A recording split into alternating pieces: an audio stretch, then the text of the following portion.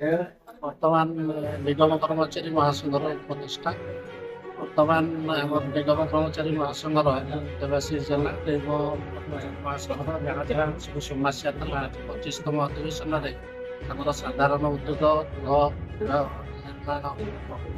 ନଗର ଉନ୍ନୟନ ମହାପ୍ରଭୁ ମହୋଦୟ ଆସିଥିଲେ ମାତ୍ର ପ୍ରଧାନ ମହୋଦୟ ଆସି ଆମ ବିଭିନ୍ନ ସମସ୍ୟା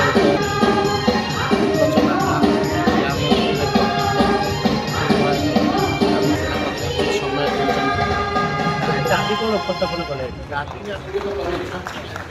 ସମସ୍ୟା ରହିଛି ଇଏ ପାଇବାରେ ଅବହେଳା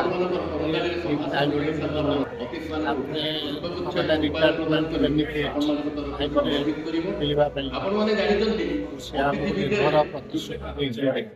ଆମକୁ ଗୋଟେ ଦିନ ସମୟ ଦେଇ ଆମ ସାଙ୍ଗରେ ଆଲୋଚନା କରିବେ। ଯେଉଁ ଆଲୋଚନାଟା ନିଶ୍ଚୟ ଫଳପ୍ରଦ ହେବ। ସମସ୍ୟା ଭିତରେ କହିବ ମୁଖ୍ୟମନ୍ତ୍ରୀଙ୍କ ମଧ୍ୟ କହିବି ଆମେ ଆଶାବାଦୀ ଆମର ନିଶ୍ଚୟ ଦାବି ଗୁଡ଼ାକ ଅଛି ଆଗାମୀ ଦିନ ଯେହେତୁ ତାଙ୍କର ସମୟ ନଥିଲା ଏଥର ତ ମୁଖ୍ୟମନ୍ତ୍ରୀ ଆମର ମୁଖ୍ୟ ଅତିଥି ହେବାର ଆସିବାର ଥିଲା ତାଙ୍କୁ ହଠାତ୍ ଦିଲ୍ଲୀ ଫୋନ୍ ପଳେଇଗଲେ ସେ ଆସିଲେ ତାଙ୍କର ବି ସମୟ ନଥିଲା ତାଙ୍କର ଆଉ ଗୋଟେ ମିଟିଂ ଥିଲା ସେ କହିଲେ ଆଠୁ ପରବର୍ତ୍ତୀ ଭିତରେ ଆମର 14 ଦଫା ଦାୟୀ ଦିଆହେଉଛି। ପ୍ରଥମ ଦାବି ହେଉଛି ଯେଉଁଟା ଆମେ ଯେହେତୁ ରାଜ୍ୟ ସରକାରଙ୍କର ସମସ୍ତ ନୀତି ନିୟମ ଅନୁସାରେ ଆମେ ନିଗମ କର୍ମଚାରୀ ମାନେ ତାକୁ ସେଇ ଅନୁସାରେ ଆମେ ପ୍ରତିପାଳିତ ହେଉଛୁ।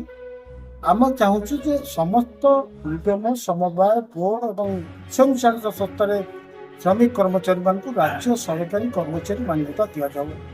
ଦୁଇରେ ଯେତେ କଣ୍ଟ୍ରାକ୍ଚୁଆଲ ଅଛନ୍ତି କଣ୍ଟ୍ରାକ୍ଚୁଆଲ ଆପଣ ସର୍ଭିସ୍ ପ୍ରୋଭାଇଡର ଏମ୍ପ୍ଲୟିଜ୍ ଅଛନ୍ତି ତାଙ୍କୁ ସେମାନେ 10-20 ବର୍ଷ ଧରି ମାନେ ଚାକିରି କଲେଣି ଏବଂ ତାଙ୍କୁ ତୁରନ୍ତ ସ୍ଥାୟୀ କରାଯାଉ।